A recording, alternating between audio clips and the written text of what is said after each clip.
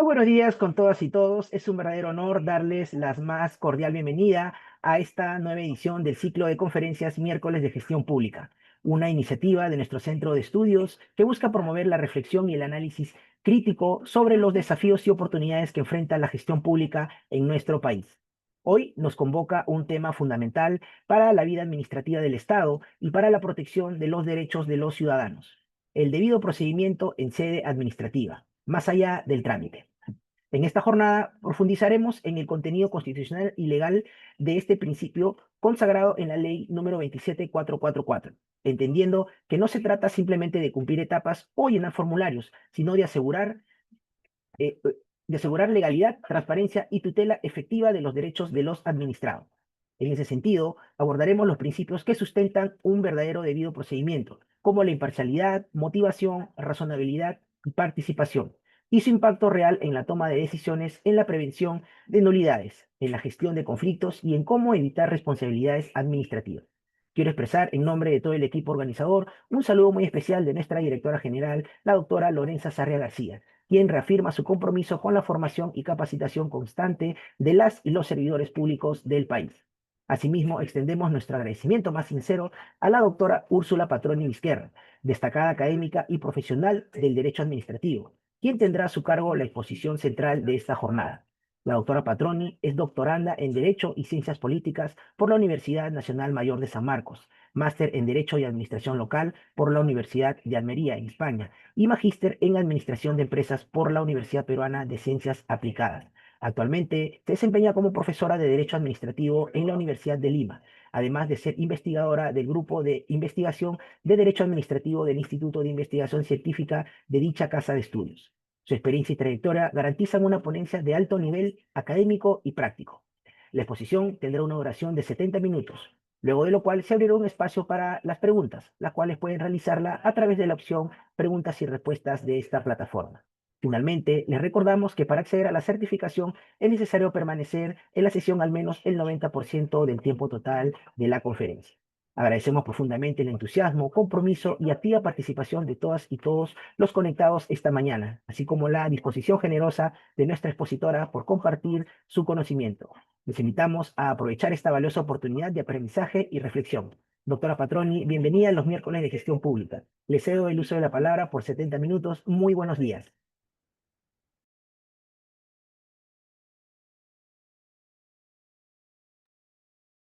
Hola, buenos días con todos. Es un gusto estar acá con ustedes eh, en esta iniciativa tan interesante para conocer más sobre los procedimientos administrativos, qué es lo que dice la ley, y un poco estar en sintonía con el principio de legalidad también. Bueno, a ver, voy a permitirme compartir una presentación que tengo para ustedes y un poco me gustaría comentarles la dinámica, les voy a ir explicando un poco sobre el tema y bueno, al final, como nos ha comentado Jimmy, van a tener la posibilidad de hacer las preguntas que estimen convenientes. A ver, vamos a presentar. Ahí está. Bueno, a ver, el día de hoy estamos reunidos para hablar sobre el debido procedimiento en sede administrativa. Este no es solamente un título, no es un título pomposo que nos dice más allá del trámite, sino es un título que un poco va a recoger el sentir de la charla del día de hoy. Todos nosotros sabemos que el debido proceso es una garantía que se encuentra reconocida en nuestra Constitución. Sin embargo, nos podríamos preguntar algunas cosas como si debido proceso es lo mismo que debido procedimiento. Bueno, gracias a Dios ya tenemos un vasto desarrollo por parte del Tribunal Constitucional, el cual ha señalado en reiteradas oportunidades que efectivamente esta garantía del debido proceso también es aplicable en sede administrativa. Sin embargo, nosotros en la Ley del Procedimiento Administrativo General lo tenemos reconocido como parte de los principios del derecho administrativo, aplicables a el procedimiento administrativo general. Y un poco vamos a comenzar con, a ver, ¿qué es lo que nos dice? A ver, se me está pasando. Ujú, uno menos. Ahí está. Uy, se corre un ratito. Vamos a ver, espérenme. Como estoy en pantalla completa. Ya, ahí estamos, ahora sí. Bueno, a ver, vamos a comenzar hablando de estos principios que tenemos establecidos o regulados en la Ley del Procedimiento Administrativo General. No sin antes decirles que los principios son anteriores incluso que la regulación positiva. Es decir, si bien nosotros tenemos en el Perú de manera positiva en la ley el principio regulado, no es óbice para poderlo invocar incluso si no lo tuviéramos. Ahora, este principio es muy interesante porque ustedes sabrán que nos permite ordenar, suplir y aplicar las normas de derecho administrativo no solamente para un procedimiento general, sino incluso para procedimientos especiales. Sean estos procedimientos, por ejemplo, bilaterales, como los que normalmente hacemos para un trámite, o procedimientos trilaterales, o incluso en procedimientos sancionadores y hasta procedimientos disciplinarios. Ahora, el debido procedimiento en sede administrativa, como derecho y como garantía, recoge a su vez varias subgarantías, y no quiero que el término subgarantías se malinterprete como si fueran de menor rango, sino porque dentro de este principio, o lo que le quiero contar a ustedes es que dentro de ese principio, a su vez, tenemos más garantías que están englobadas en el principio. Entre estas garantías que tienen esta doble fase, ¿no? Estamos hablando de garantías y a su vez derechos que tienen que ser respetados por la administración pública. Tenemos a manera enunciativa, más no limitativa, como lo señala el mismo principio, algunos de los derechos garantías que están recogidos. Sin embargo, por si acaso tengamos la duda, el hecho que no esté recogido en este principio una garantía o un derecho que forma parte del núcleo duro del principio no exime de la aplicación por parte de la administración pública ni tampoco le resta la posibilidad de ejercicio al administrado. Recordemos que en estos últimos tiempos, el paradigma de la administración pública o del relacionamiento entre la administración pública y el administrado ha cambiado. Y esto se los quiero comentar un poco antes de entrar al principio porque resulta siendo fundamental. Ustedes tendrán conocimiento de que existe a su vez el derecho a la buena administración. Y este derecho a la buena administración justamente enmarca este cambio de paradigma que les estoy comentando y que nos trae esta aproximación diferente, nueva, actual, moderna y propia de lo que es el derecho administrativo. Ya dejamos atrás el derecho administrativo donde nos centramos solamente en la administración pública, en las potestades que tenía, en lo que podía hacer, y hemos dado paso a una administración pública un poco de puertas abiertas, una administración pública transparente, una administración pública que cumple a cabalidad su rol y que aplica todos los principios, inclusive, para mí, el principal de todos los principios, que es el principio de legalidad. que como ustedes saben es actuar de la administración pública con respeto a la Constitución, a las leyes y al derecho sobre la base de sus competencias y para los fines que le han sido atribuidos. Esta nueva perspectiva de la administración pública tiene un elemento fundamental, esencial, que ha variado con los años.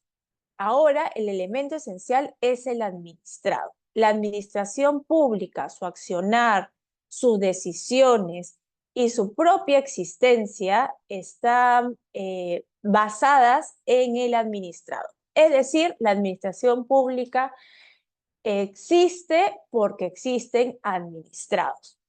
Y a partir de este nuevo relacionamiento que se da un poco siguiendo la línea de la buena administración, que además la tenemos también reconocida en instrumentos donde el Perú ha suscrito, como la Carta Iberoamericana, por ejemplo, nos permite que este enfoque de aproximación, que ya no es tan asimétrico, porque justo esta simetría que se presentaba está siendo suplida por la misma administración en la medida que aplica cabalmente los principios establecidos en la ley del procedimiento administrativo.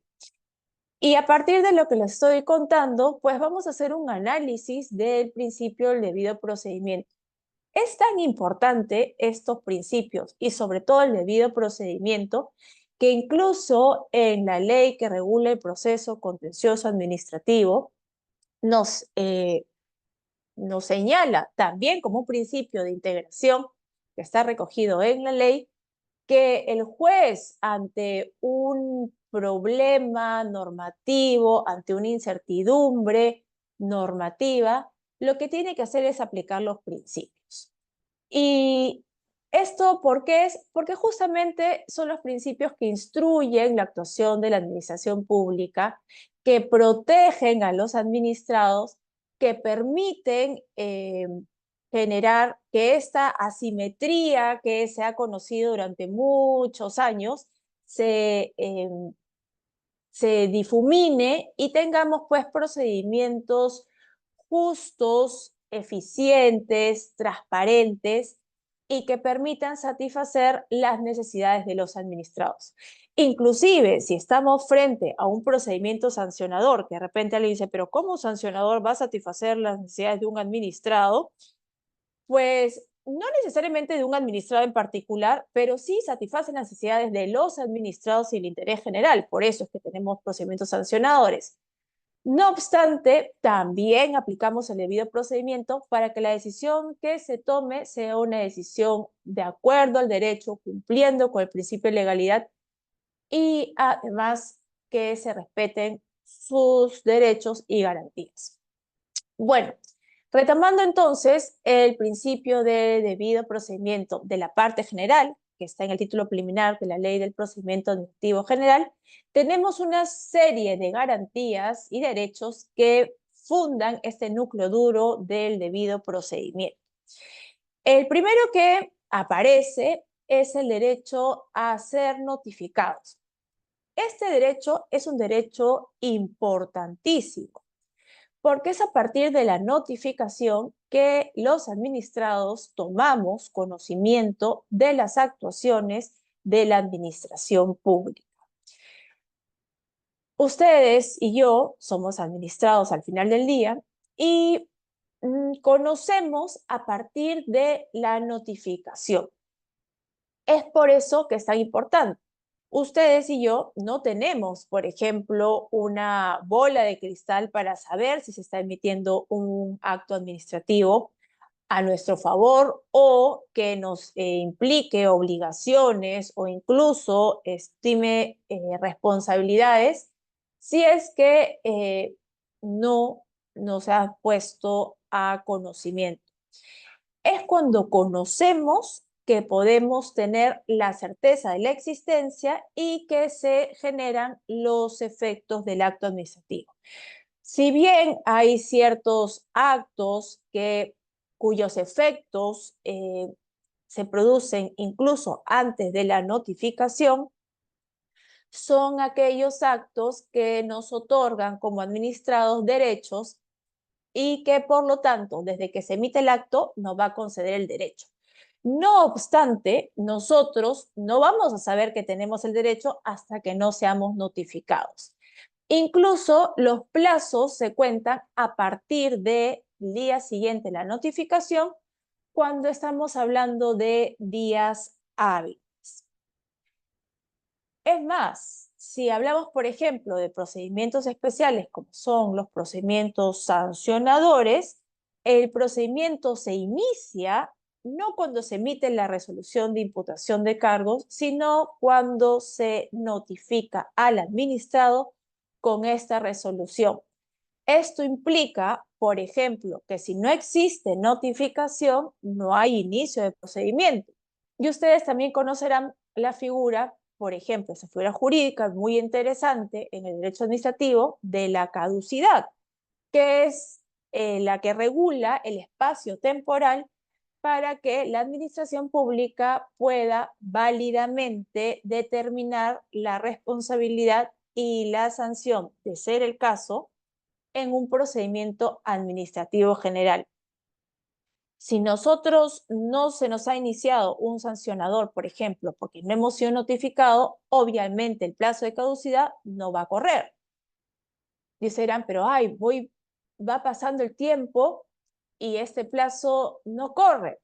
No, no corre por una situación bien simple. Es que el procedimiento de cara al administrado no se ha iniciado. Y esto implica además que mientras tanto, si estuviéramos hablando, por ejemplo, de el plazo de prescripción, otra figura jurídica muy interesante, el derecho administrativo, sigue corriendo, no se ha suspendido porque no hemos sido notificados. Entonces, este primer derecho es fundamental porque trae no solamente el conocimiento por parte del administrado del acto administrativo que ha generado la administración pública, sino que además tiene efectos en la ley, como por ejemplo el inicio de un procedimiento sancionador, el inicio del término para descargos, el inicio de un término para subsanar observaciones o responder a la administración pública, que se mantenga el plazo o que siga corriendo el plazo de prescripción si es que no hemos sido notificados con una resolución de inicio. Tenemos a su vez otro de los derechos o garantías que está referida al acceso al expediente. Y este es bien interesante, porque ustedes sabrán que dentro de un expediente administrativo, no todo lo que incluye el expediente son actos administrativos. Tenemos actos, simples actos de mero trámite, que son memorándum, son respuestas, son pedidos, y de los cuales el administrado no siempre es notificado porque no tiene un efecto directo en él. Ustedes saben que un simple acto es un acto de la administración que tiene efectos indirectos en los administrados y que puede estar comprendido en el expediente y no necesariamente ha sido notificado. ¿Cómo saber entonces como administrados qué es lo que contiene nuestro expediente? Bueno, para eso tenemos que tener el derecho de acceder, el derecho y la garantía para saber qué es lo que está sucediendo, cómo se viene tramitando el procedimiento administrativo, qué actuaciones se están dando, qué, por ejemplo, pruebas se están recogiendo. Recuerden además que tenemos también otro principio, que es el principio de verdad material, que nos señala que la administración pública tiene que hacer todas las actuaciones necesarias, recoger todos los medios probatorios destinados a conocer la verdad de lo sucedido a nivel material. No hablamos de una verdad filosófica, intangible, sino aquella verdad que nos va a permitir en el expediente, y tiene que estar contenida obviamente en él, poder motivar un acto administrativo para que éste sea de acuerdo a ley. Entonces, si no podemos acceder al expediente, no tenemos la capacidad de saber qué es lo que sucede, qué se está actuando, cómo se está actuando. Incluso vamos vamos a regresar a el ejemplo de la prescripción. Ustedes saben que en los procedimientos administrativos sancionadores, el inicio del procedimiento eh, suspende la prescripción. Y este inicio se da, como hemos hablado, con la notificación de la imputación de cargos. Entonces, a partir de la notificación se va a suspender. Sin embargo, esta suspensión permite, a su vez, que si es que existe una inacción en el expediente por una situación que no es atribuible al administrado, este expediente se pueda, o mejor dicho, la prescripción en este expediente se pueda reanudar. Para eso tiene que pasar obviamente el plazo de 25 días hábiles y de ahí se reanuda el plazo de prescripción. Es decir, esta suspensión, esta situación mediante que le hemos puesto, por ejemplo, pausa, se la vamos a quitar y va a seguir corriendo el plazo. Pero ¿cómo sabemos que no ha habido ninguna actuación o que se encuentra paralizado en el expediente? Solamente lo vamos a poder saber si tenemos acceso al mismo. Y a partir de ello vamos a poder saber si es que, por ejemplo, la prescripción se ha reanudado o no. O como les decía, qué actuaciones se están presentando, qué información adicional se está incluyendo, qué verificaciones, qué simples actos son parte del expediente. Es un derecho y es una garantía para todos los administrados y por el lado de la administración también permite tener una tramitación transparente. Ahora tenemos también la posibilidad o el derecho, el ejercicio de este derecho, que es el de refutar los cargos imputados. Cuando hablamos de cargos imputados, estamos hablando básicamente de procedimientos administrativos sancionadores, donde a través de la resolución de imputación de cargos nos hacen saber los hechos que constituyen una posible conducta infractora, la calificación respecto a la posible infracción que se viene o se puede materializar después de esta tramitación del procedimiento. Además, nos van a señalar en esta imputación de cargos quién es la autoridad sancionadora a cargo, cuáles son las competencias que le han dado esta atribución y además la posible sanción que se recibiría en la medida que la conducta encaje en una infracción y por lo tanto sea sancionable. Como ven, cuando me he referido a los requisitos de esta imputación de cargos, lo hago en condicional, porque, digamos, justamente estamos en una etapa de inicio con indicios que permitirían a la administración eh, aplicar su potestad sancionadora, pero falta esta tramitación donde estos indicios que han dado la alerta y que han generado que la administración pública ejerza su potestad con lo que esto significa, que además una inclusión o un incurrir en costos para la administración. En esta tramitación lo que va a pasar es que se van a determinar justamente a través de la aplicación del principio de verdad material, se van a actuar las pruebas, se va a buscar la información, se van a hacer las atribuciones materiales para que la administración pueda determinar si efectivamente estos indicios realmente constituyen conductas que incurran o encajen en infracciones previamente establecidas y que además merezcan una sanción verificando previamente si no se encuentra el administrado en alguna causal de eximencia de responsabilidad.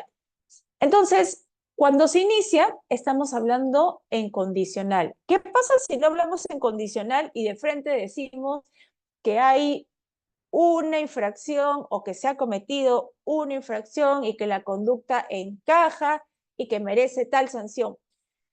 Bueno, como es obvio, eso significa un adelantamiento de opinión y por lo tanto vulnerar el principio de legalidad, vulnerar el principio de imparcialidad y además implicaría que quien ha iniciado esta imputación de cargos, el órgano competente, deba abstenerse porque ha generado un adelanto de opinión que justamente va en contra de los principios e incluso del debido procedimiento, porque hemos visto que tenemos la garantía de refutar los cargos, pero si ya no hablamos en condicional, estos no son cargos imputados, sino son afirmaciones de la autoridad administrativa, que en este caso puede ser una autoridad instructora, pero que además tiene la obligación de hacer la instrucción del procedimiento, recomendar al órgano sancionador la responsabilidad del administrado y la sanción, e incluso en muchos casos justo también tiene la obligación, como pasa por ejemplo en los procedimientos administrativos disciplinarios, de efectuar, emitir, elaborar la resolución final. Con lo cual, ¿cómo los vamos a poder refutar los cargos imputados, que ya no son cargos, sino son afirmaciones por parte de la administración pública competente para iniciar e instruir el procedimiento? No obstante, lo dicho, eh, obviamente en los sancionadores la carga de probar la comisión de una infracción, que la conducta encaje en la infracción, que la infracción esté previamente tipificada, que además por aplicación de la retroactividad benigna, la conducta en el momento en que se va a emitir la resolución final todavía sea una conducta sancionable, con las mismas características, está en manos de la administración pública. Es decir, hipotéticamente, el administrado podría ni siquiera tener que defenderse de una imputación de cargos, porque quien le toca probar la existencia de la infracción y de la responsabilidad es la administración pública. Sin embargo, si bien esto es así, el administrado tiene el derecho de refutar los cargos y expresar lo que considere conveniente, a decir por qué no está de acuerdo con que estos indicios que se le están imputando como posible infracción eh, a una norma administrativa o una conducta infractora no corresponden como tal, o en su defecto que son parte, por ejemplo, o ha sucedido alguna causal de eximencia de responsabilidad. O, por ejemplo, algo muy simple, ¿no? Que el administrado no es el causante de la conducta, ¿no? Estamos hablando, por ejemplo, de aplicación del principio de causalidad. Este es un derecho, independientemente a que la administración pública deba probar la responsabilidad. Este es un derecho de los administrados. Ahora tenemos adicionalmente a exponer argumentos. Y esto es bien interesante porque la exposición de argumentos en un procedimiento administrativo, y justamente en aplicación del principio de informalismo, lo podemos efectuar no en un momento preciso ni con un plazo preclusorio, sino durante la tramitación. Lo podemos hacer a través de el escrito de descargos, a través de la posición al informe final de instrucción, a través de un escrito para mejor resolver, o incluso a través del informe oral que vamos a ver de manera posterior. No solamente es presentar argumentos, miren qué interesante, es a presentar incluso alegatos complementarios, no solo quedarme en lo que dije en un principio, sino ampliar mis argumentos, mis alegatos, aumentarlos, eh, generar mayor solidez, mayor convencimiento, como les digo, no obstante que la carga probatoria es de la administración.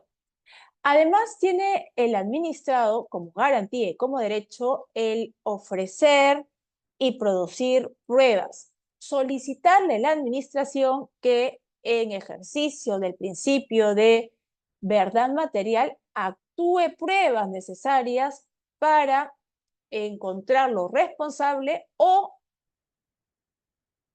en su defecto, para que no se rompa el principio de licitud y que se mantenga esa presunción de que la actuación del administrado es lícita.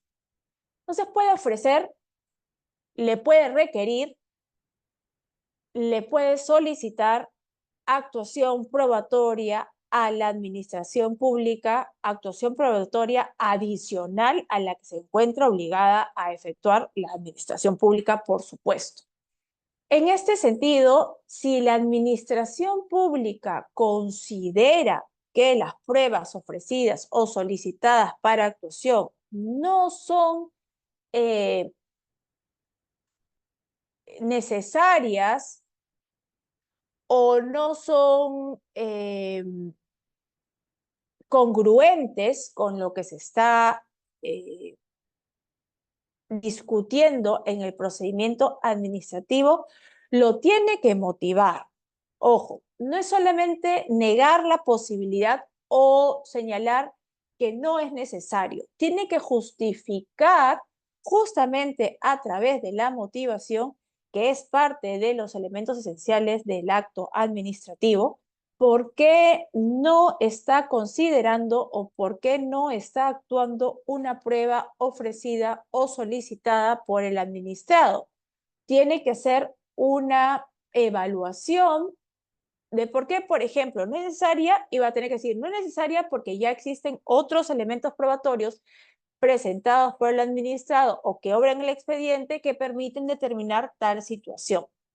Ahora, hay que recordar que existe el principio de licitud, licitud de la conducta del administrado, con lo cual no podríamos motivar, por ejemplo, el no actuar pruebas por parte de la administración ante una situación de que ya no son necesarias, si es que la motivación que da como falta de necesidad para que se lleve a cabo es una situación que juega en contra del administrado. Es decir, no podría la administración pública motivar que no va a actuar una prueba diciendo que ya existen pruebas en el expediente que corroboran esta hipótesis, esta teoría del caso, que el administrado es responsable de la conducta infractora. Por el contrario, la falta de actuación tendría que ir en línea de la motivación, que no es necesaria porque hay pruebas ya que determinan que el administrado no es responsable. Ahora, tenemos otra garantía muy interesante, que es el uso de la palabra, y que si bien en sede administrativa ha sido, digamos, aplicada de manera discrecional, creo que es sobre la base de una lectura errónea de lo establecido por la ley. Como les dije desde un principio, la ley del procedimiento administrativo y el principio de debido procedimiento no señala que estas garantías que tenemos aquí están en modo enunciativo, pero no son limitativas, ¿no? No son las únicas. Y ahí quiero poner un poco el punto sobre el tema del uso de la palabra, que básicamente está reflejada en la posibilidad de tener una audiencia de informe oral. Y es que acá ha habido una situación un poco extraña, por decirlo así, porque se piensa que existe una discrecionalidad para permitir el ejercicio de este derecho por parte de los administrados. Y creo que la lectura, desde mi punto de vista personal, es una lectura errada. A ver, les voy a compartir de dónde nace esta lectura, eh, a mi entender errada. El principio nos dice a solicitar el uso de la palabra cuando corresponda. ¿Cómo debemos leer este cuando corresponda? De ninguna manera debe ser leído de manera restrictiva para el administrado. Este cuando corresponda debe ser leído, interpretado de una manera a favor del administrado. Es decir, cuando corresponda será entendido cuando el administrado lo solicite. Si el administrado no solicita el uso de la palabra, pues no habrá la necesidad imperiosa de que haga el ejercicio de su derecho. Es verdad que la administración pública puede de oficio, cuando necesite tener mayores argumentos, llamar o convocar de oficio a las audiencias de informe oral. Sin embargo, de ninguna manera, cuando el administrador lo solicite, puede ser denegada bajo discrecionalidad. Y esto es bien interesante porque a lo largo de mi experiencia profesional he visto que la justificación o la motivación, así como hemos hablado de la motivación para no actuar material probatorio, también he visto que la justificación para no conceder el uso de la palabra, para restringir el ejercicio de este derecho, de esta garantía por parte del administrado, está justificada en principios que eh, básicamente exponen totalmente lo contrario.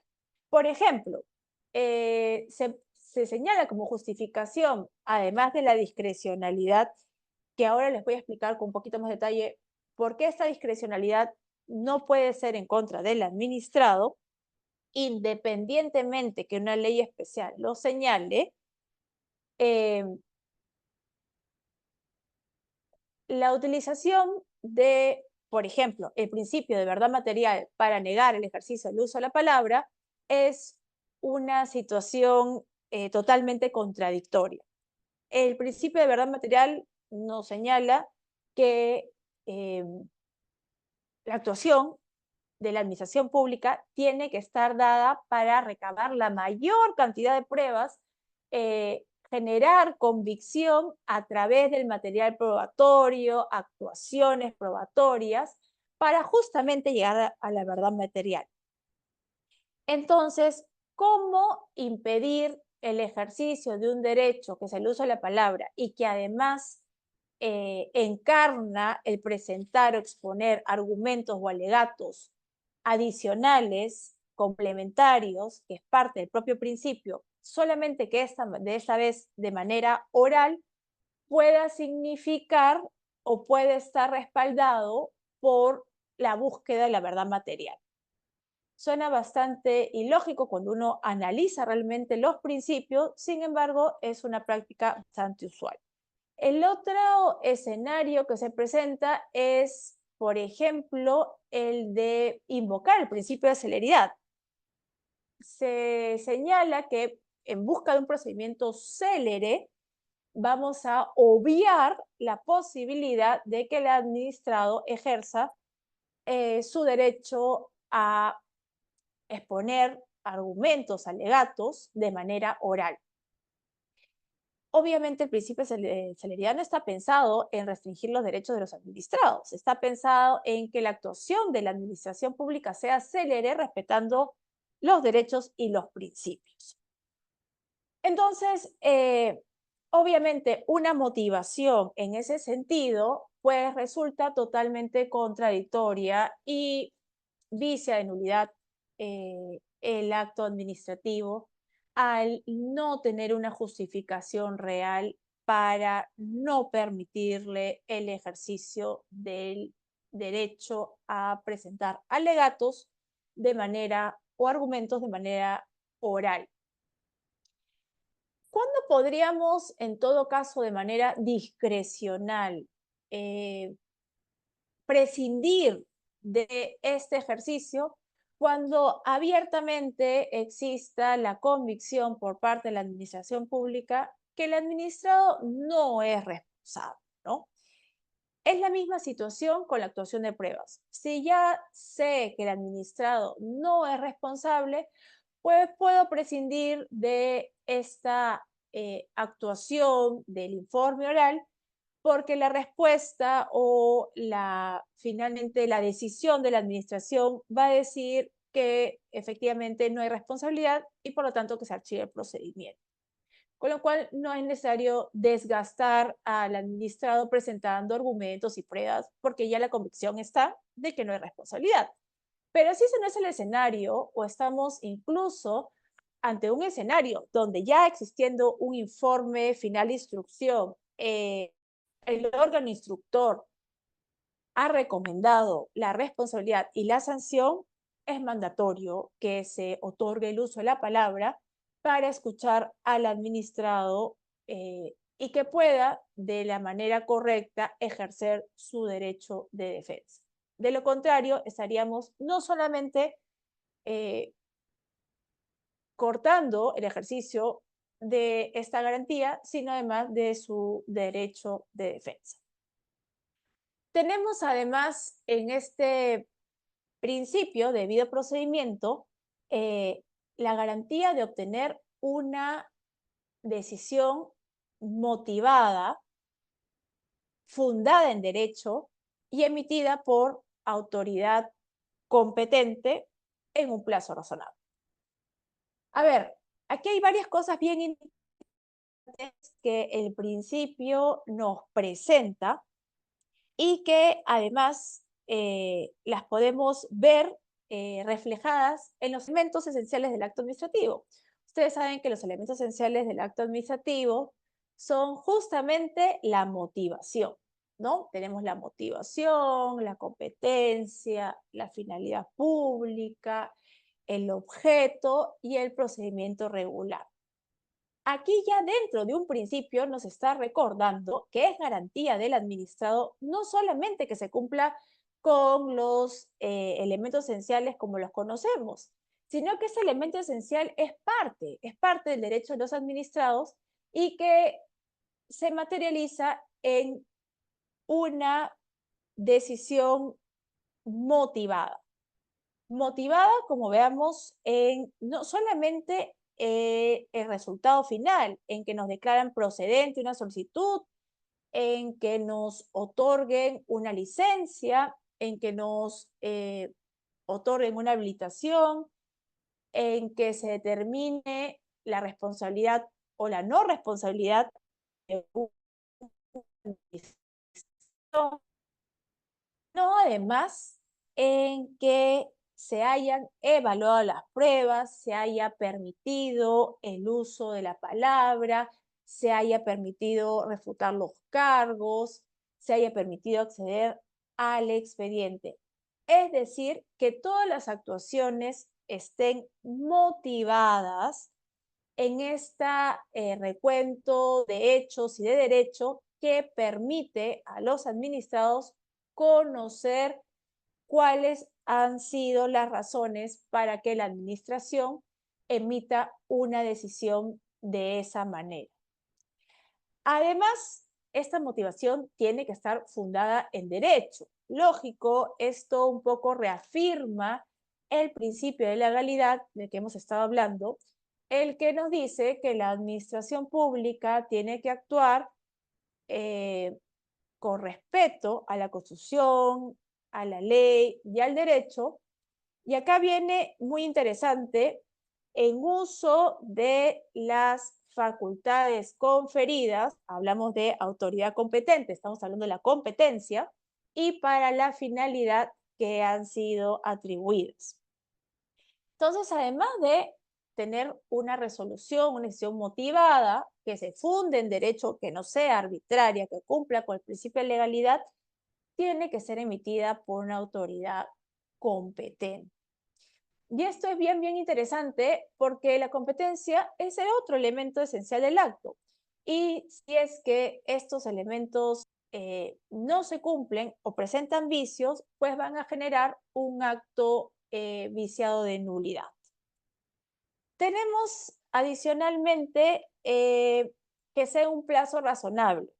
A ver, acá el tema se pone un poco álgido porque a veces sucede que los plazos no necesariamente se cumplen, pero para esto tenemos ya remedios. Por ejemplo, cuando hablamos de procedimientos administrativos, bilaterales, de parte, cuando se excede el plazo máximo para que la autoridad en un procedimiento de evaluación previa, por ejemplo, el plazo máximo que tiene la autoridad para resolver y además pasa adicionalmente el plazo máximo de notificación, es que podemos aplicar los silencios administrativos. Los silencios administrativos son mecanismos de simplificación administrativa que tienen consecuencias previamente establecidas en la ley y que dependiendo del silencio nos va a generar un resultado. Por ejemplo, si el silencio es positivo,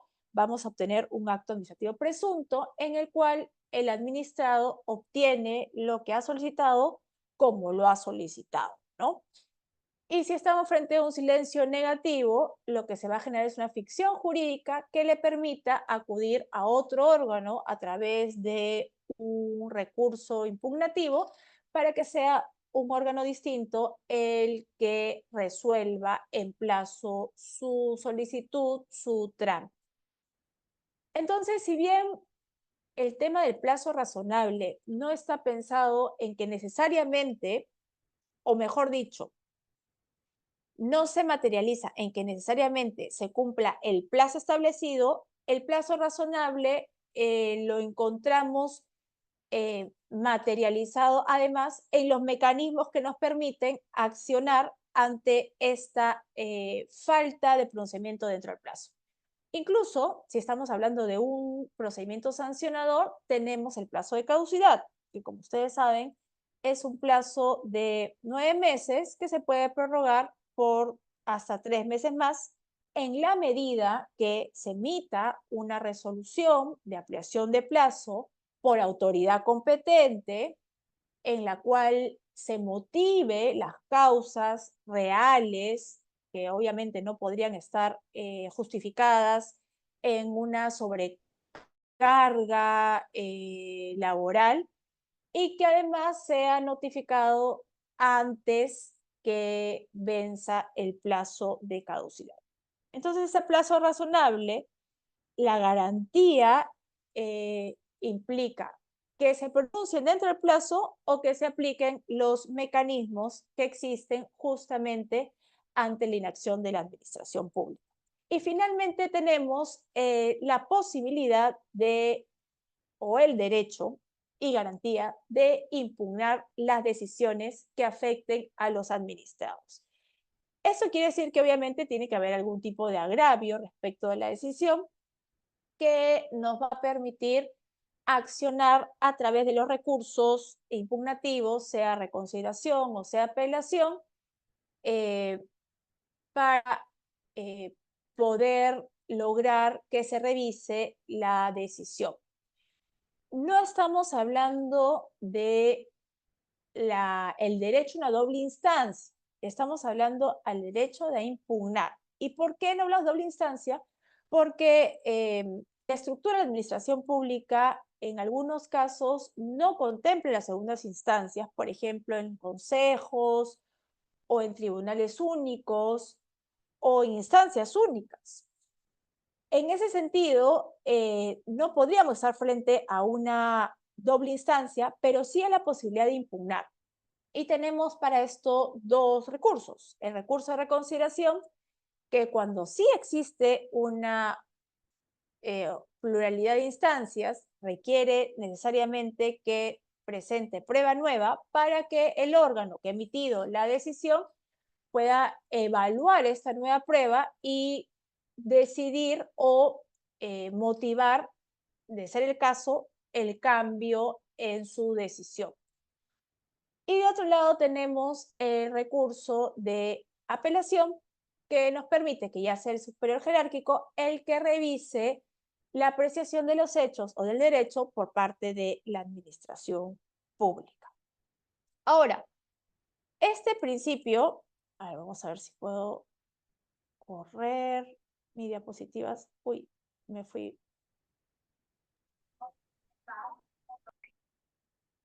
Ahí está. A ver, acá. No, ya, ahí me voy a quedar. Ya está. A ver, este principio, como les decía al inicio, no solamente permite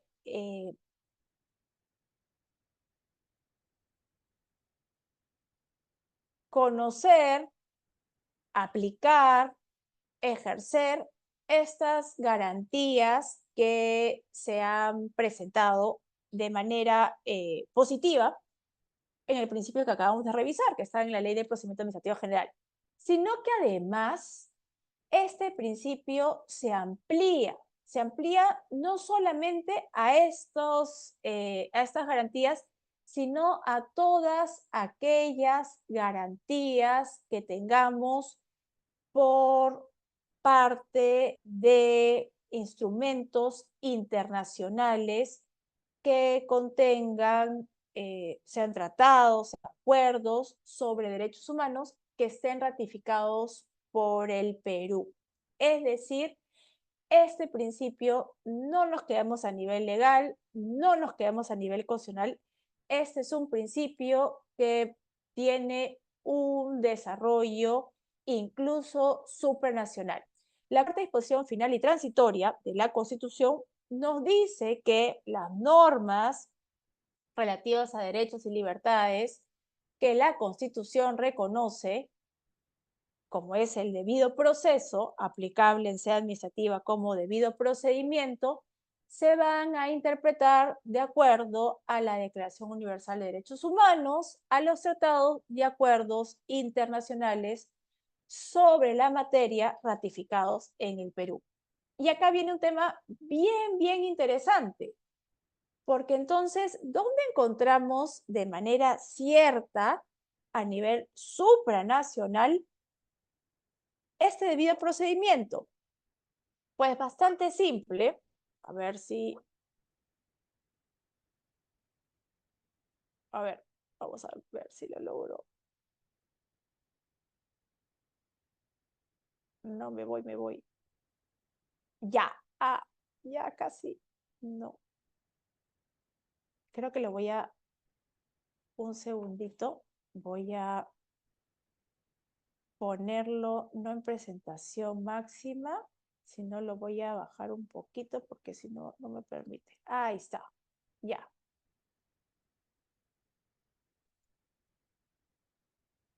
Ahí está, perfecto. Ya, listo. Les decía, ¿dónde encontramos entonces a nivel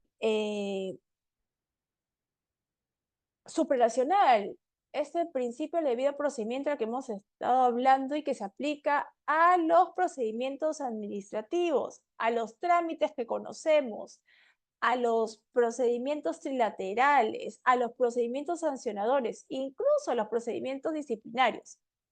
Pues lo encontramos en la Convención Americana sobre Derechos Humanos, conocida como el Pacto de San José. Y en el artículo 8, garantías judiciales, nos dice, como lo pueden ver ahora sí en la pantalla, toda persona tiene derecho a ser oída. Regresamos entonces a esta idea de el derecho a ser oído, el informe oral que comentábamos que se aplicaba de manera supuestamente discrecional, vulnerando el ejercicio de los administrados bajo una presunta motivación, en el principio de celeridad e incluso en el principio de verdad material.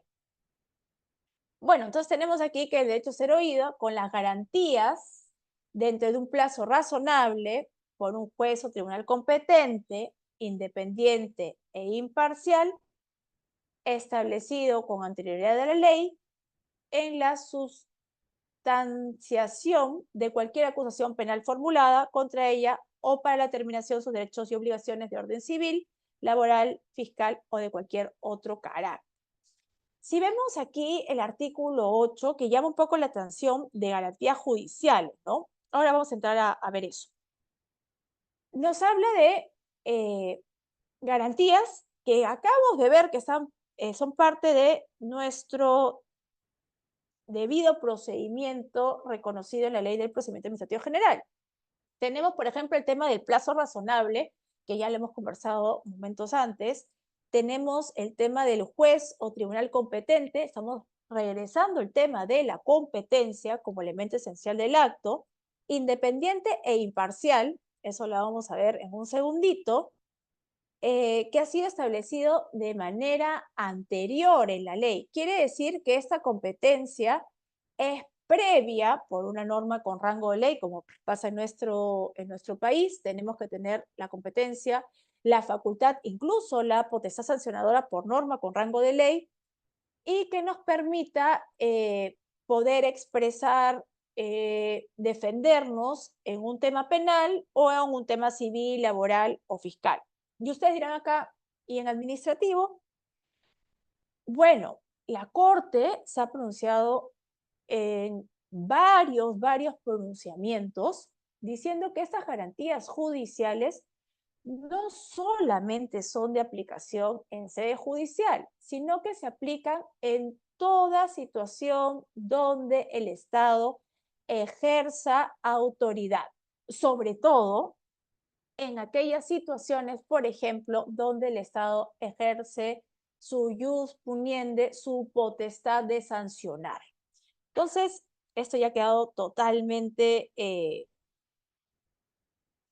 establecido. Incluso me parece que uno de los últimos pronunciamientos que recuerdo, donde la Corte, citando pronunciamientos anteriores, incluso pronunciamientos donde el Perú ha sido demandado ante la Corte, ha dicho que la aplicación también es en sede administrativa, ha sido en la demanda que interpuso en su momento el actual presidente de Colombia, Gustavo Petro, contra Colombia,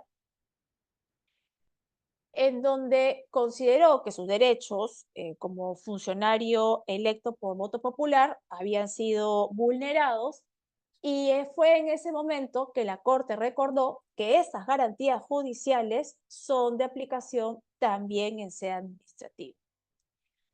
Entonces, regresando un poco a estas garantías que tenemos a disposición, que tenemos como administrados, que se encuentran de manera positiva algunas, y si nos preguntamos sobre el ejercicio de las mismas, si podemos acceder realmente al expediente, si tenemos que ser notificados, si podemos presentar alegatos, argumentos, refutar cargos, tener una decisión motivada, motivada en derecho por autoridad competente, en un plazo razonable, y poder impugnar si nos causa algún tipo de perjuicio o agravio. La situación que se desprende, y sobre todo en estos casos más polémicos, que son la posibilidad de ejercer el derecho a ser oído, pues tienen un fundamento supranacional. Ningún ejercicio de estas garantías, incluso por más que esté establecido algún tipo de discrecionalidad en una norma para que se puedan ejercer por parte de los administrados, el invocar la discrecionalidad como forma de negar ese ejercicio implica no solamente vulnerar el principio de legalidad, porque ya no estamos actuando de acuerdo a la Constitución, ¿no? Porque estaríamos vulnerando directamente la cuarta disposición final y transitoria de la Constitución, además del artículo 193, donde está establecido, reconocido el debido procedimiento, sino que además estamos vulnerando derechos humanos de manera, digamos, eh, injustificada. No es que haya una justificación para la vulneración de derechos humanos de ninguna manera, sino que lo que pareciera suceder es que la administración pública, no en todos los casos, por supuesto, ¿no? Pero en los casos que se presentan, los funcionarios desconocen que este debido procedimiento, estas garantías que contempla, incluso son más allá, como dice la Constitución, más allá de un trámite. Son garantías a nivel de derechos humanos, derechos que son parte de nosotros, inherentes a nosotros, y que esta vulneración implica incluso vulnerar la dignidad humana. Si bien cuando estamos haciendo un trámite en sede administrativa no llegamos a esta construcción que parece un poco ya filosófica, epistemológica, perdón, de las garantías con las que contamos, lo cierto es que si bien la practicidad del día a día no nos hace caer en cuenta esto, no significa que no exista. Por el contrario, estamos en una situación donde nuestros derechos no pueden verse mermados de ninguna manera. Y como les comento, no solamente se trata de lo que establece la ley o que otra ley pueda presentar algún tipo de discrecionalidad, otorgar algún tipo de discrecionalidad a la autoridad administrativa. En la medida que vulneramos el artículo 8 de la Convención Americana sobre Derechos Humanos, ya no estamos apoyando la actuación de la administración pública en la discrecionalidad, sino estamos actuando como administración pública a partir de la arbitrariedad y la vulneración directa de garantías de los administrados. Es tan importante el debido procedimiento que lo tenemos reconocido incluso a nivel supranacional. Y acá hay algo más que les quiero comentar. Este debido procedimiento que les estoy comentando, que es sumamente importante, también está reconocida en la potestad sancionadora de la administración pública. Bueno, ustedes deben intuir que sí, porque un poco se los he comentado, pero se los quiero presentar en este momento. La respuesta obviamente es un sí rotundo. Y aquí lo tenemos, el debido procedimiento de la potestad sancionadora. Es tan importante que lo tenemos, este principio, tanto en la parte general para los procedimientos generales como los procedimientos sancionadores. ¿Y qué es lo que nos dice este principio?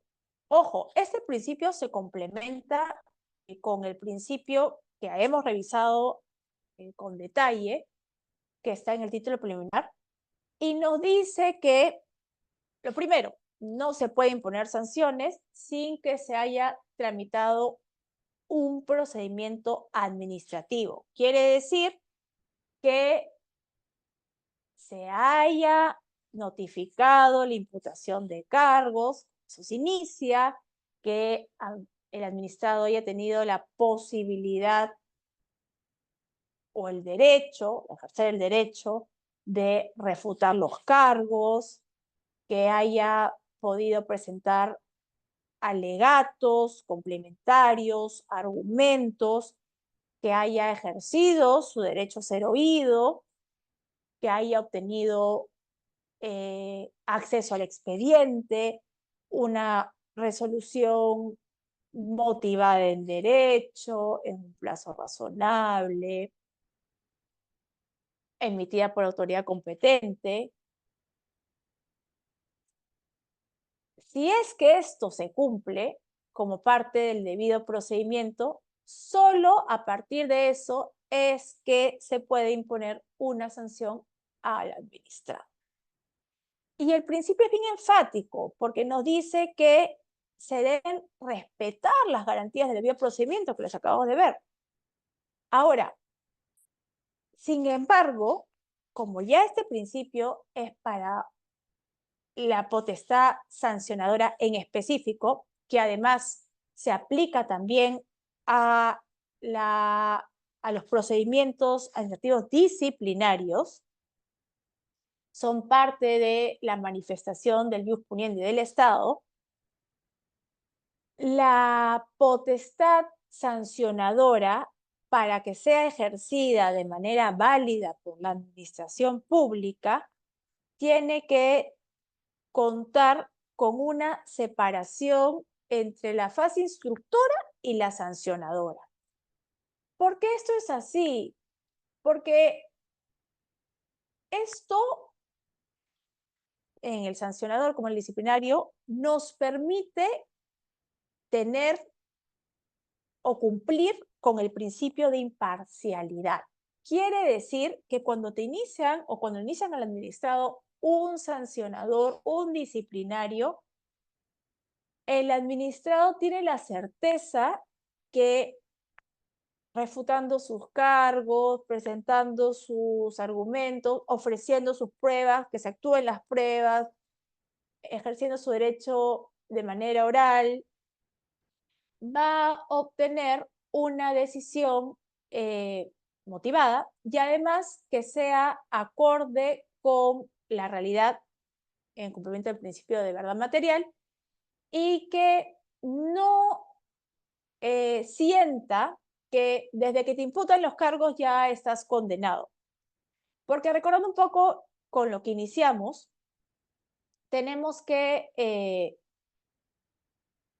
pensar que si me imputan cargos diciéndome que yo he cometido la conducta y hay un adelanto de opinión, y entonces el resultado final va a ser simplemente la resolución en la cual se ponga que la conducta que supuestamente cometí, que ya me imputaron como cometida, es la que merece algún tipo de sanción. Y eso no puede ser.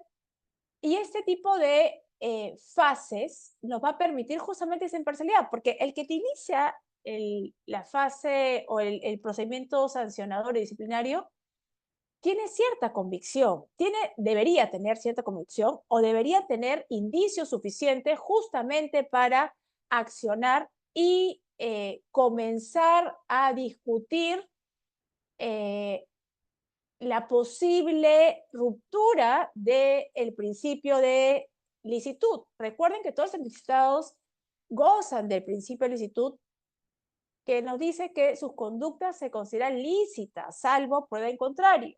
Y además del principio de veracidad, que las actuaciones y documentos y declaraciones que la administración presenta también son verdaderos.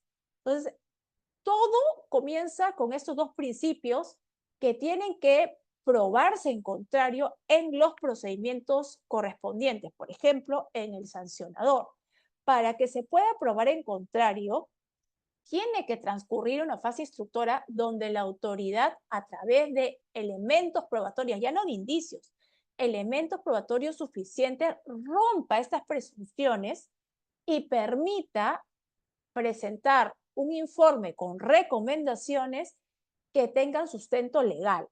Si bien el informe final de instrucción no es un acto administrativo, eso no implica que no exista responsabilidad funcional cuando en la fase instructora se emite un informe que no tiene fundamento. Entonces, esta separación, esta debida separación, es importante porque nos va a permitir generar esta, eh, esta imparcialidad y que no se siente el administrado que esto es una cacería de brujas, que desde el inicio, cuando te han iniciado el procedimiento, ya te quieren encontrar responsable a como dé lugar. Ahora, esta separación no solamente formal, ¿no? No solamente que existan dos fases, sino que en la realidad también haya una independencia de fase, o que finalmente el órgano sancionador no simplemente firme la resolución que le pone la fase instructora, no solamente haga suyo lo que, digamos, se ha instruido, tenga la capacidad real de determinar la responsabilidad o no, y además de asumir las consecuencias si es que emite una resolución que ha sido o que puede ser declarada nula. Ahora, ¿qué pasa cuando finalmente, para no excederme del tiempo que me han dado, qué pasa cuando se vulnera el principio de debido procedimiento? Pues nos encontramos dentro de las causales que están establecidas en el artículo 10 de la Ley del Procedimiento Administrativo General, sea porque hay una vulneración a la Constitución, a la ley y a los reglamentos, que es el primer inciso, en este caso directamente a la Ley del Procedimiento Administrativo y al principio de debido procedimiento, pero también podríamos estar dentro del supuesto de vulneración de los elementos esenciales del acto administrativo, un tema de motivación, si es que fundamento en principios como verdad material o celeridad, el negar el ejercicio de un derecho fundamental como es el de ser oído, el no actuar pruebas bajo el argumento que ya se tiene la información, el no explicar ni fundamentar las razones de manera adecuada por qué se ha obtenido una decisión de determinada manera. Ojo, no que esté la resolución llena de páginas y páginas, significa que se está cumpliendo con la motivación. Podríamos estar frente a un tema de motivación aparente, donde existe una apariencia de que está motivada, pero al final cuando uno lee no encuentra los argumentos necesarios. O la justificación para vulnerar ese principio bajo la eterna lógica que los procedimientos administrativos son esencialmente escritos.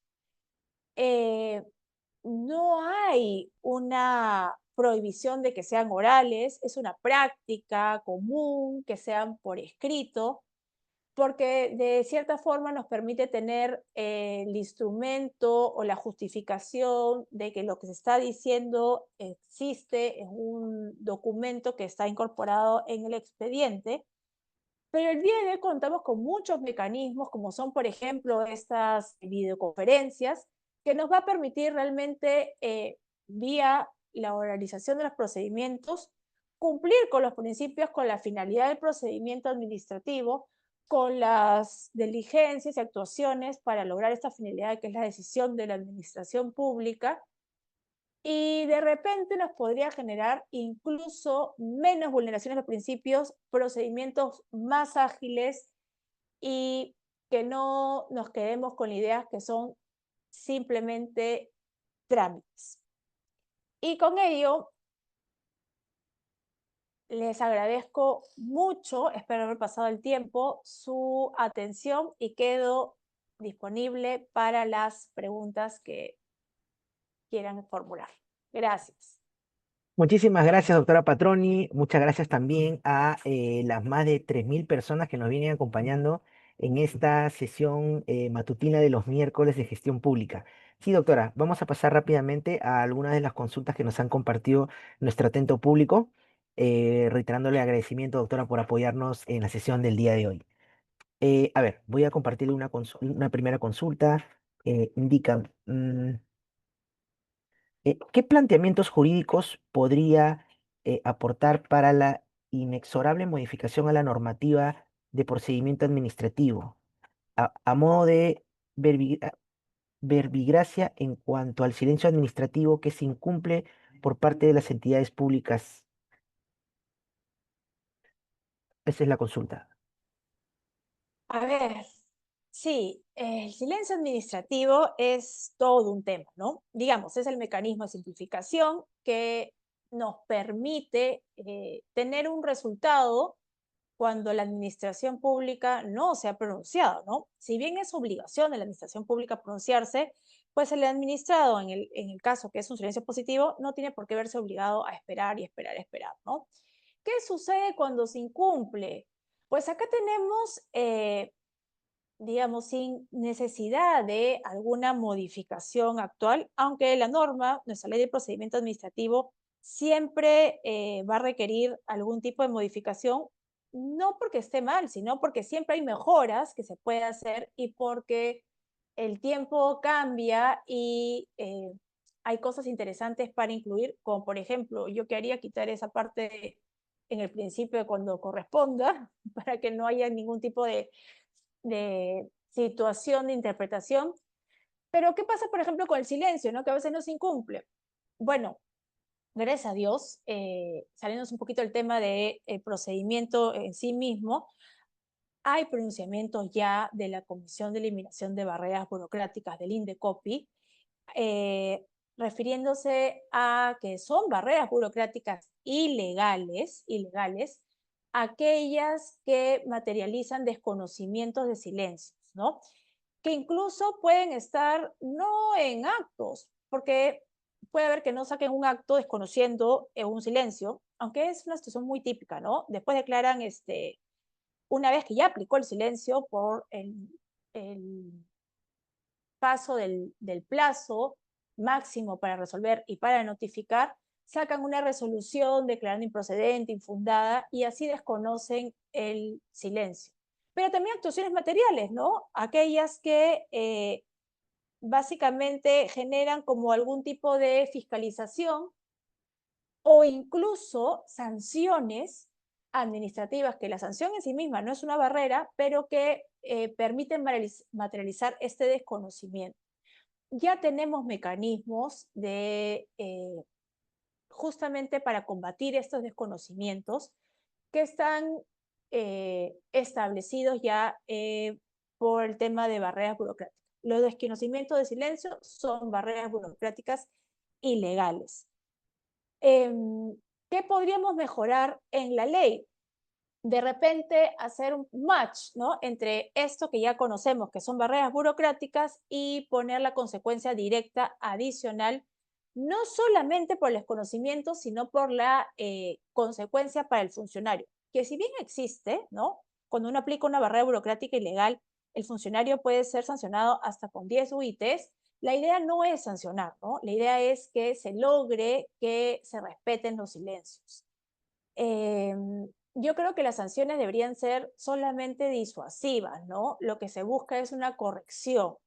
Pero de repente podríamos hacer una modificación en la parte de silencios correspondientes a la ley para que quede claro que este desconocimiento es una barrera burocrática y las consecuencias legales que el mismo genera.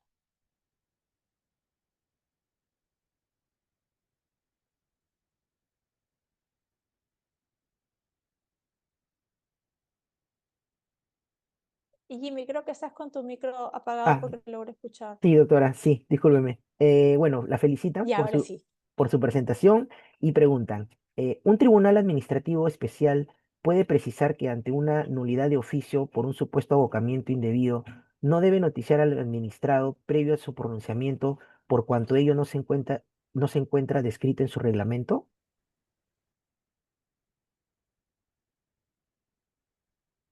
A ver, eh, vamos por partes.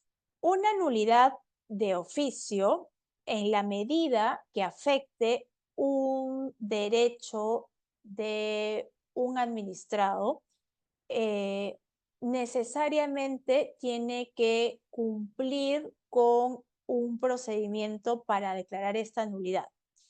¿Qué es lo que a veces sucede?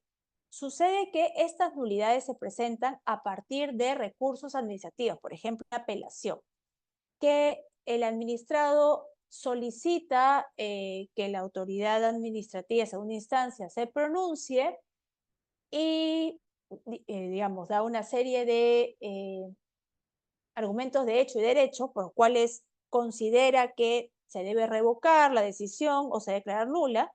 Y lo que pasa es que a nivel de un tribunal, por ejemplo, una segunda instancia, verifica que además hay otros elementos que generan nulidad y declara la nulidad de oficio de algo que el administrado de repente no ha precisado o no ha indicado, pero que no puede dejar pasar porque es su obligación, justamente en cumplimiento del principio de legalidad, advertir. En ese caso, estamos dentro de un procedimiento de segunda instancia de revisión, en el cual se va a notificar al administrado y donde la administración pública, en este caso la segunda instancia, lo que está haciendo es velar por la legalidad integral del acto a partir de esta puerta que ha abierto el administrado solicitando la revocación o la nulidad. Una situación distinta es cuando se presenta una nulidad porque hay una contravención al interés público o a derechos fundamentales de administrados. En esa situación, la ley lo que señala es que cuando una administración pública va a declarar una nulidad de oficio, más aún cuando un administrado tiene ya un derecho concedido a partir del acto que se pretende declarar nulo, tiene que iniciarse un procedimiento para esta nulidad y le tiene que dar el espacio al administrado para que presente sus descargos. Y recién evaluar si es que existe realmente una nulidad a partir de los descargos que el administrado haya presentado. Es decir, se debe cumplir también con el debido procedimiento. El principio también aplica en las nulidades de oficio. Este derecho a presentar descargos también estaba pensado en nulidad de oficio y no puede ser declarado nulidad de oficio sin escuchar al administrado. Ahora, el hecho que no esté establecido en un reglamento, en una norma especial, no es óbice para que no se cumpla. La ley del procedimiento administrativo general es una ley marco, una ley común. A veces confundimos y consideramos que la ley de procedimiento es una ley general. No, no, no. Lo general es el procedimiento, es la ley del procedimiento administrativo general, pero no porque sea general, sino porque es el procedimiento marco para todas las instituciones. Y la misma ley, incluso cuando se modificó a través del decreto legislativo 1272, en la exposición, una de las exposiciones finales señaló que tenían que las normas especiales, obviamente los reglamentos, que son normas infralegales, tenían que adaptarse a estas modificaciones. La ley es bien clara, no pueden restringirle las garantías a los administrados con leyes especiales. La ley del procedimiento administrativo general tiene que ser considerada como una ley de garantías mínimas. La ley especial, el reglamento, pueden tener más garantías, pero mínimo es lo que está en la ley. Si el reglamento no lo contempla, entonces, o lo contempla de una manera diferente, lo que tenemos que hacer es aplicar la ley del procedimiento administrativo general. Muchas gracias, doctora. Hay otra consulta que nos realizan, estimada doctora, em, en caso que el administrado no haya concurrido a la instancia contenciosa cuyo plazo feneció, percatándose que la administración alteró y obvió deliberadamente información que evidenciaría que la falta carece de sustento, en ese sentido, ¿qué remedio ampara al administrado a fin de evidenciar la incorrecta carga de la prueba por parte de la administración, que finalmente impuso multas administrativas como parte del PAS, que finalmente declaró el agotamiento de la vía administrativa?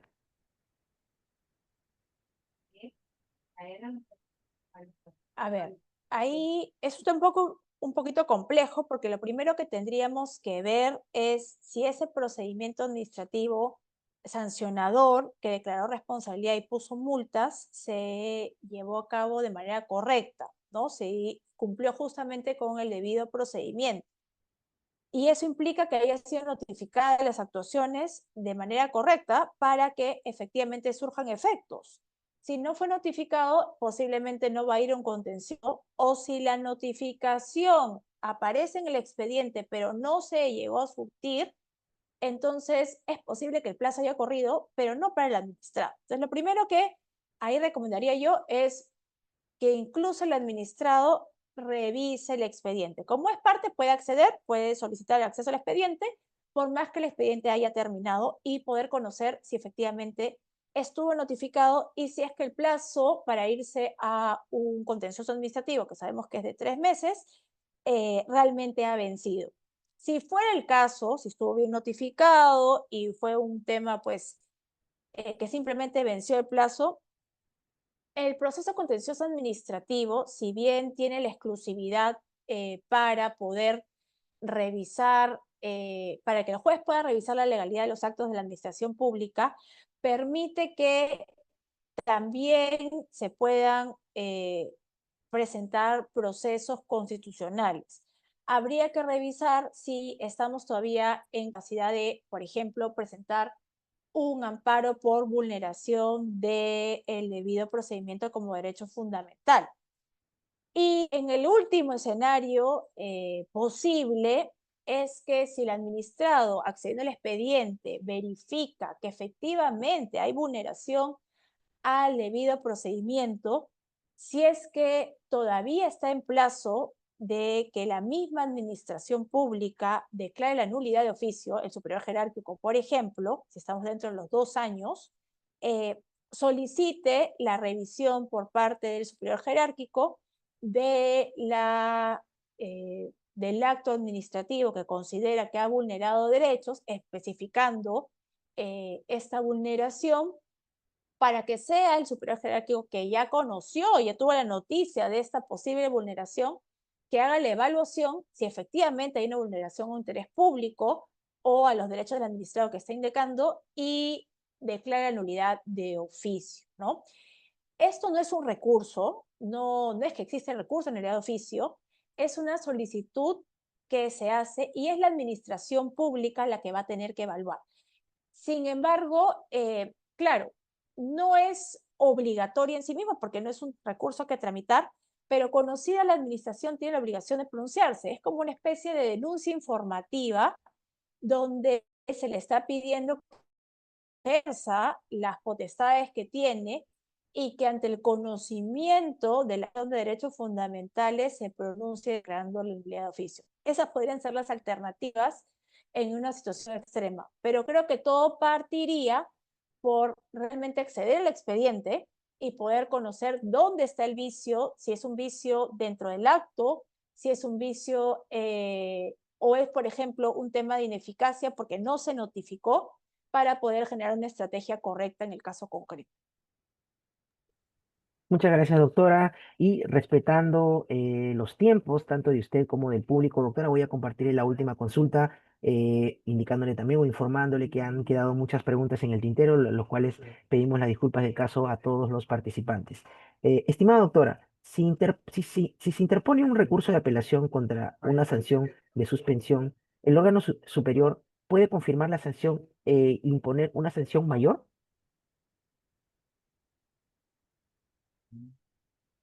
No. A ver, tenemos, digamos, la posibilidad que tiene el superior jerárquico es de confirmar la sanción como ha sido impuesta. No puede agravar la situación del administrado, que en su defecto eso significaría eh, vulnerar el principio de reforma en peor, que no es parte de los principios directos del procedimiento, sin embargo es un principio aplicable a sede administrativa también. La administración pública, cuando confirma lo que existe. Lo que podría es confirmar reduciendo o rebajando, por ejemplo, una sanción, una multa, o eliminando de repente algún tipo de medida que haya sido parte de revocando, por ejemplo, alguna medida que no corresponda. Sin embargo, distinto es el caso de una nulidad, porque cuando el órgano superior declara la nulidad, lo que hace es eliminar de la esfera jurídica ese acto y lo que permite es que se genere uno nuevo. No podríamos hablar de un tema de reforma en peor porque ya no hay acto comparable. Sin embargo, si lo que se trata es de confirmar un acto existente, este no podría confirmar imponiendo una situación más gravosa para el administrado. Muchísimas gracias, doctora Patroni. La verdad que, bueno, ha absuelto las consultas que nos han compartido el público. Repito, han quedado algunas preguntas también en el tintero, pero bueno, esperamos volver a contar con su participación, doctor. Estamos muy agradecidos que nos haya apoyado en la sesión del día de hoy. Hemos tenido una sala llena. Esto es gracias a su intervención y también a la participación de nuestro público. Muchísimas gracias, doctora. Quizás desea despedirse usted. Sí, muchas gracias a ustedes, gracias por la invitación. Por supuesto, cuando me inviten, yo encantada de participar, me encantan estos temas, me encanta poder compartirlos con todos. Me da mucho gusto que hemos tenido bastante público y ojalá se repita pronto y que haya sido de provecho para todos ustedes. Muchísimas gracias nuevamente, doctora Patroni. Hemos llegado a la parte final. Indicarles a nuestros participantes que por la tarde, a partir de las 3 exactamente, tendremos otra conferencia, la cual titula Notificaciones, plazos y recursos, la LPAG sin complicaciones. Se ha compartido el QR para que puedan registrar su inscripción. Muchísimas gracias y que continúen teniendo todos una muy buena tarde. Muy buenas tardes, doctora Patroni. Hasta otra oportunidad.